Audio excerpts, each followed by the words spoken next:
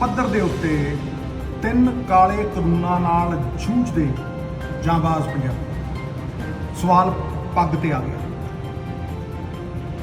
ਸਾਡੀ ਅਣਖ ਤੇ ਆ ਗਿਆ, ਸਾਡੀ ਹੋਂਦ ਤੇ ਆ ਗਿਆ, ਔਰ ਸਾਡੇ ਸਰਮਾਏ ਤੇ ਜਿਹੜਾ ਪੀੜ੍ਹੀ ਦਰ ਪੀੜ੍ਹੀ ਬਣਾਇਆ ਹੋਇਆ ਉਹਦੇ ਤੇ ਆ ਗਿਆ।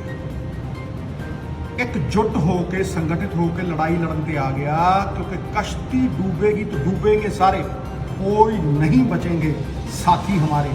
साडे प्राण ने किसान, ते जे किसान ना रहा लभना कोई नहीं। इस करके अज इनकलाब के नारे नूं हलारा देने की सख्त जरूरत है, पर पहला समस्या नूं समझण दी लोड़ है।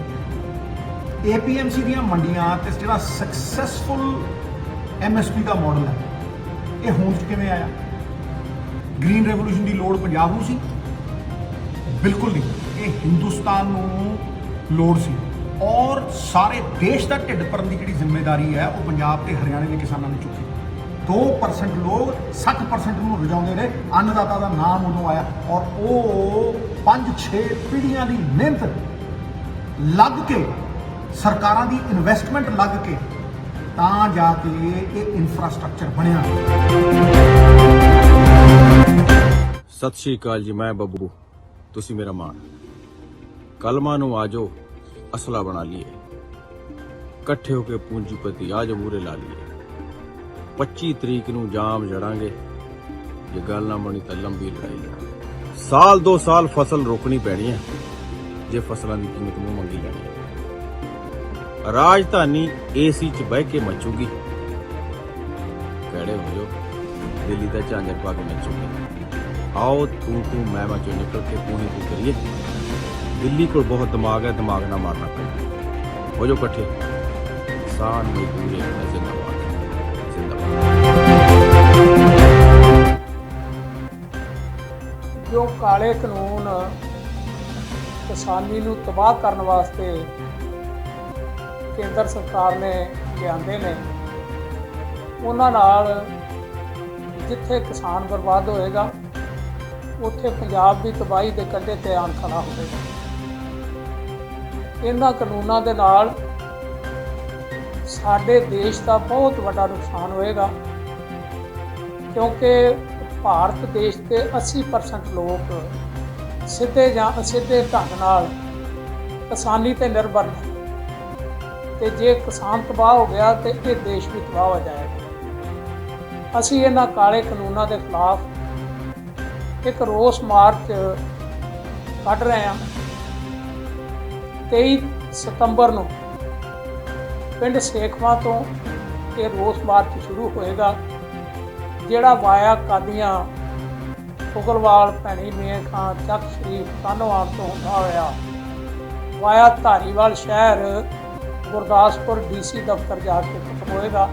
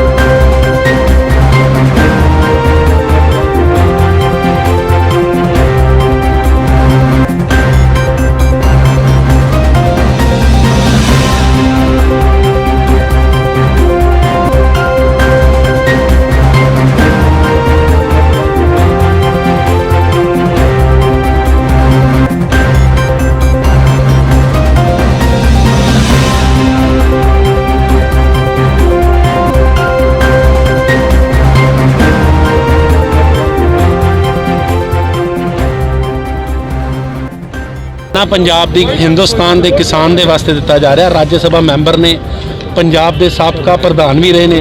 असी इन्हों अज जगान लई आए हैं कि उत्थे जाके चापलूसी ना करो, ਹਿਜੜਿਆਂ ਵਾਂਗਰ ਉਹਨਾਂ ਦੀ ਗੱਲ ਦੇ ਵਿੱਚ ਗੱਲ ਨਾ ਸਹਿਮਤੀ ਕਰੋ। ਉਹਨਾਂ ਨੂੰ ਦੱਸੋ ਕਿ ਜੇ ਪੰਜਾਬ ਦਾ ਕਿਸਾਨ ਖਤਮ ਹੋ ਗਿਆ, ਕਿਸਾਨੀ ਖਤਮ ਹੋ ਗਈ ਤੇ ਇਹ ਸਭ ਕੁਝ ਤਬਾਹ ਹੋ ਜਾਏਗਾ ਦੇਸ਼ ਦਾ। ਜੇ ਕਿਸਾਨ ਖਤਮ ਹੋ ਗਿਆ, ਅੱਗੇ ਤੁਸੀਂ ਦੇਸ਼ ਨੂੰ ਕਈ ਮਾਰਾਂ ਮਾਰੀਆਂ, GST ਦੀ ਮਾਰ ਮਾਰੀ, ਨੋਟਬੰਦੀ ਦੀ ਮਾਰ ਮਾਰੀ, ਆ ਕਰੋਨਾ ਦੀ ਮਾਰ। ਤੁਹਾਨੂੰ ਕਹਿੰਦੇ ਰਹੇ ਰਾਹੁਲ ਗਾਂਧੀ ਜੀ ਪਾਰਲੀਮੈਂਟ ਦੇ ਵਿੱਚ ਕਿ ਇੰਟਰਨੈਸ਼ਨਲ ਫਲਾਈਟਾਂ ਬੰਦ ਕਰ ਦਿਓ, ਪੂਰੇ ਦੁਨੀਆ ਦੇ ਵਿੱਚ ਕਰੋਨਾ ਵਾਇਰਲ ਫੈਲਿਆ। ਇਹਨਾਂ ਨੇ ਮਜ਼ਾਕ ਉਡਾਇਆ। ਅੱਜ 7 ਮਹੀਨੇ ਹੋ ਗਏ ਅਸੀਂ ਉਸ ਕਰੋਨਾ ਦੇ ਨਾਲ ਲੜਾਈ ਲੜ ਰਹੇ ਹਾਂ। ਇਹ ਅੱਜ ਵੀ ਆਪਣੀ ਜਿੱਦ ਤੇ ਅੜੇ। ਔਰ ਕਿਹੜਾ ਜਿਹੜਾ ਕੱਲ ਰਾਜ ਸਭਾ ਦੇ ਮੈਂਬਰ ਨੇ ਰਾਜ ਸਭਾ ਦੇ ਵਿੱਚ ਲੋਕਤੰਤਰ ਦਾ ਕਤਲ ਕੀਤਾ, ਅਸੀਂ ਉਸ ਵਾਸਤੇ ਵੀ ਅੱਜ ਮੋਦੀ ਜੀ ਦਾ ਪੁਤਲਾ ਸਾੜਿਆ ਕਿ ਤੁਸੀਂ ਆਵਾਜ਼ ਜਿਹੜੇ ਇੱਥੋਂ ਲੋਕ ਚੁਣ ਕੇ ਗਏ ਨੇ ਉਹਨਾਂ ਦੀ ਆਵਾਜ਼ ਸੁਣੋ। 4 ਮੈਂਬਰ ਆਫ ਪਾਰਲੀਮੈਂਟ ਉੱਥੇ ਮੋਮਬੱਤੀਆਂ ਜਗਾ ਕੇ ਰਾਸ਼ਟਰਪਤੀ ਜੀ ਦੇ ਘਰ ਜਾ ਰਹੇ ਨੇ ਔਰ ਇਹ ਉੱਥੇ 100-200 ਪੁਲਿਸ ਵਾਲੇ ਲੈ ਕੇ ਉਹਨਾਂ ਦੇ ਧੱਕੇ ਮਾਰ ਰਹੇ ਨੇ। ਮਾਸ ਕੰਟੈਕਟ ਪ੍ਰੋਗਰਾਮ ਲਾਂਚ ਕਰਨਗੇ।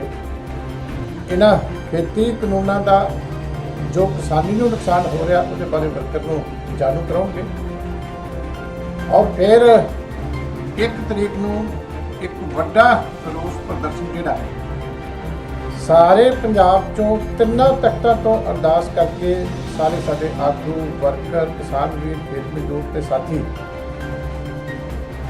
1 ਤਰੀਕ ਨੂੰ ਚੱਲਣਗੇ ਔਰ ਮੋਹਾਲੀ ਦੇ ਦੁਸ਼ਹਿਰਾ ਗਰਾਊਂਡ ਦੇ ਵਿੱਚ ਪਹੁੰਚਣਗੇ, ਜਿੱਥੋਂ ਫਿਰ ਗਵਰਨਰ ਸਾਹਿਬ ਨੂੰ ਮਿਲ ਕੇ ਰਾਸ਼ਟਰਪਤੀ ਦੇ ਨਾਮ ਦੇ ਉੱਤੇ ਇੱਕ ਮੈਮੋਰੈਂਡਮ ਦਿੱਤਾ ਜਾਏਗਾ, ਜਿਹਦੇ ਵਿੱਚ ਇਹਨਾਂ 3 ਖੇਤੀ ਕਾਨੂੰਨਾਂ ਨੂੰ ਵਾਪਸ ਲੈਣ ਵਾਸਤੇ ਜਿਹੜੀ ਆ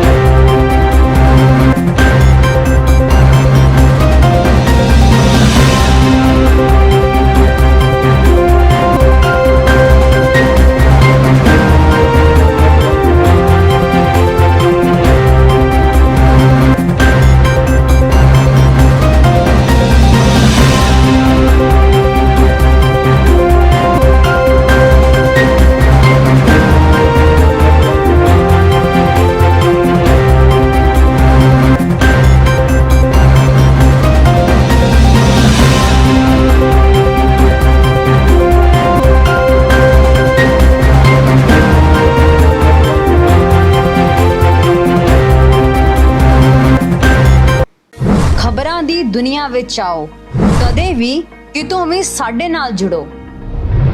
ਅਸੀਂ ਮਿਲਾਂਗੇ ਫੇਸਬੁੱਕ ਤੇ, ਅਸੀਂ ਦਿਖਾਂਗੇ YouTube ਤੇ, ਸਾਨੂੰ ਫੋਲੋ ਕਰੋ ਟਵਿੱਟਰ ਤੇ। ਖਬਰਾਂ ਨਾਲ ਜੁੜੇ ਰਹੋ ਦਿਨ ਰਾਤ ਸਿਰਫ ਪੰਜਾਬ ਵਾਇਰ ਨਿਊਜ਼ ਦੇ ਨਾਲ।